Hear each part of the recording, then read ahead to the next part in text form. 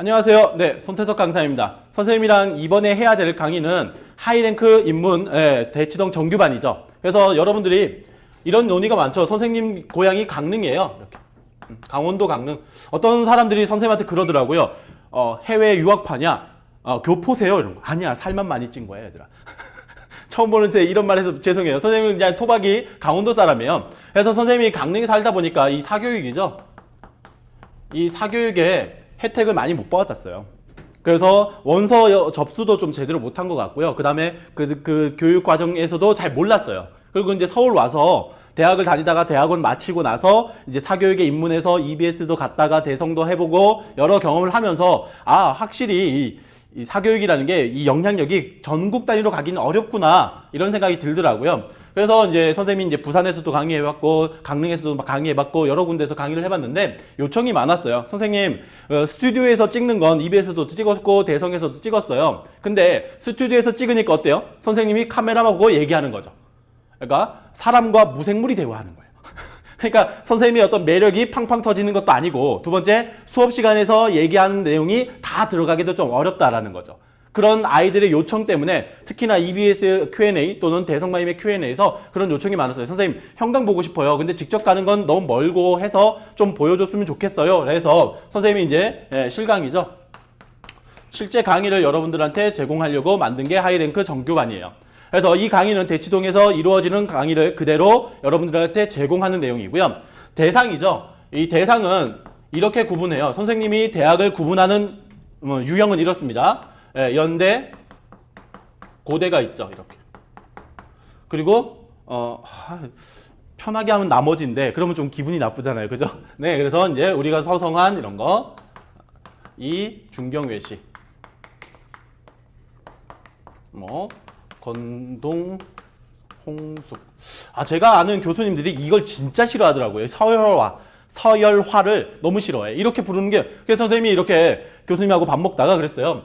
교수님 그거 아세요? 연고서성하니, 중경외시, 건동, 홍숙. 이랬더니까 시조냐? 이런 거예요. 그래서 그러게요. 이랬죠. 그래서 그게 뭐야? 이랬더니까 요즘 대학을 부르는 순서입니다. 이랬더니, 아니 왜 그렇게까지 해야 돼? 이러는 거죠. 근데 편의상 알겠죠? 보는 분들 기분 나빠하지 마시고 편의상. 그래서 제가 말하는 건 연대 고대는요, 이게 사고력, 쉽게 얘기하면 자유, 그다음 창의성이 매우 중요한 대학이에요. 왜? 우리나라에서 보는 논술 시험을 보는 대학들 중에 가장 잘하는 애들이 다 모이는 곳이 연대 고대죠. 그래서 이거는 뭐라고 할까? 기본이 아주 탄탄한 친구들, 그리고 사고력이 뛰어난 친구들이 시험을 봐야 된다고 생각하고요. 그래서 이 대학들이죠. 여기는 뭐냐면 기본이에요. 논술의 기본이라고 보시면 돼요. 그래서 선생님이 최근 출제된 서강대부터 숙명여대까지의 대학들 중에 알겠죠? 기출문제 중에 여러분들이 꼭 배워야 하는 논리적으로 꼭 중요한 문제들은 간추려서 여러분들한테 제공할 거예요.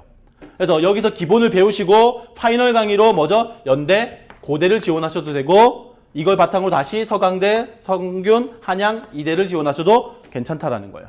알았죠? 자, 그리고 대상은 이제 여러분들이 여기 지원군이라고 보시면 되겠고, 대상 말고 수업 내용이죠. 수업 방식 정도가 나오는데, 수업 방식은 개념이죠. 논리에는 여러 가지 개념이 있어요. 그래서 논리적으로 여러분들이 생각하고 분석하고 쓰기 위한 논리적 체계, 이런 것들에 대해서 여러분들한테 선생님이 설명해 드릴 거예요. 그래서 논리에서 설명문 써야 돼, 이런 거죠. 기본적인 예시는 이런 거예요. 설명문을 쓰는 거예요. 여러분들이 제시문이 중요하다고 생각하지만 선생님은 그건 아닌 것 같아요. 교수님이 물어봤잖아요. 설명문 쓸래? 이러면 여러분들은 제시문이 무슨 내용이야? 제시문이 무슨 내용이죠? 중요하죠. 근데 이 제시문의 내용을 가지고 설명문은 어떻게 써야지 논리적이지? 이 고민 안 한 거예요. 그래서 선생님이 설명문을 쓰는 방법에 대해서 알려드려요. 설명문은 되게 쉬워요. 사과를 설명해 볼래? 그럼 뭐가 되는 거예요? 과일입니다 라는 말이 나와야 돼요. 사과는 빨간색 껍질로 둘러싸이고 알맹이가 달콤한 과일입니다 돼야겠죠. 근데 보통 학생들이 어떻게 해요? 사과는 껍질이 빨갛고 알맹이가 달콤합니다 라고 얘기해요. 그러니까 어때요? 과일이라는 이런 사고력이 보여지지 않는 거죠. 이해되겠어? 그래서 이런 걸 하는 거죠. 그래서 설명문이라고 하는 것은 결국 대상에 대해서, 그죠? 일반화시키는 거예요. 이것도 대상에 대한 일반화죠. 뭐야? 선생님이 사과를 대상으로 일반화시키고 그 다음 과일이란 말을 일반화란 말로 일반화시킨 거죠. 이게 설명문이에요. 그리고 나서 선생님이 이런 논리 개념을 설명드리고 그리고 선생님이 기출문제에 적용해서 이렇게 표현하고 이렇게 쓰는 거란다 라고 설명해 드릴 거예요. 그리고 글쓰기죠. 글쓰기. 여러분들이 고민을 가장 많이 하는 친구들이 고민이 가장 많은 게 이런 거예요. 선생님, 내용을 읽으니까 머릿속에 막 둥둥 떠다녀요. 뭔지 알 것 같은데 잘 잡히진 않지만 알아요. 이제 써야지, 시간이 다가왔어요. 써야 돼요 하면서 연필을 잡고 원고지에 닿는 순간 산산이 사라져요. 맞죠? 그러면서 다시 여러분들이 제시문을 보고 시간이 낭비되고 시계를 보면 마음은 조급해지고 결국은 이제 어쩔 수 없는 최후의 선이구나 하면서 쓴 내용은 틀려요. 되겠어? 그래서 여러분들이 풀이하는 과정이 좀 잘못됐다라는 거죠. 그 풀이하는 과정이 잘못된 것 중에 가장 큰 원인은 딱 하나죠. 뭐야? 첫 문장을 어떻게 써야 될지 모르는 거야. 그죠? 첫 문장만 쓰면 내가 시작을 하겠는데 뭐 이러는 거죠.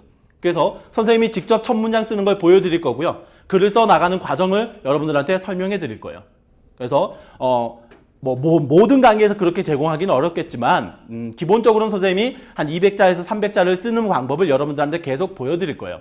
선생님 그러면 선생님이 쓰는 대로 우리가 배우면 너무 선생님 걸로 이렇게 정형화되는 거 아닌가요? 아니요. 최근 논술 문제 어쩌죠? 정형화 시켜버렸어요.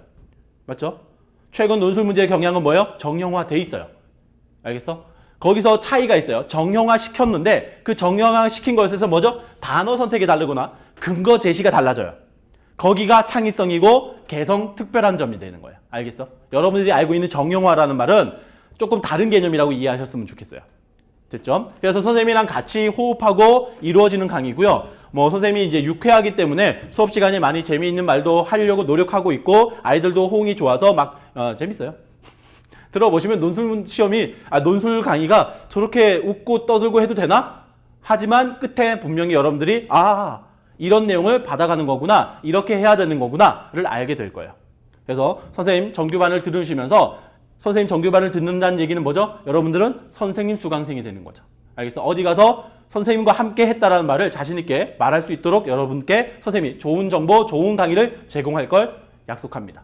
자, 그러면 선생님 강의를 들으시면서 궁금한 점은 Q&A에다 올려주시고 선생님이 빨리빨리 해소할 수 있도록 쌍방향 소통이 될 수 있도록 노력할게요. 자, 그러면 직접 강의에서 보도록 할게요. 안녕!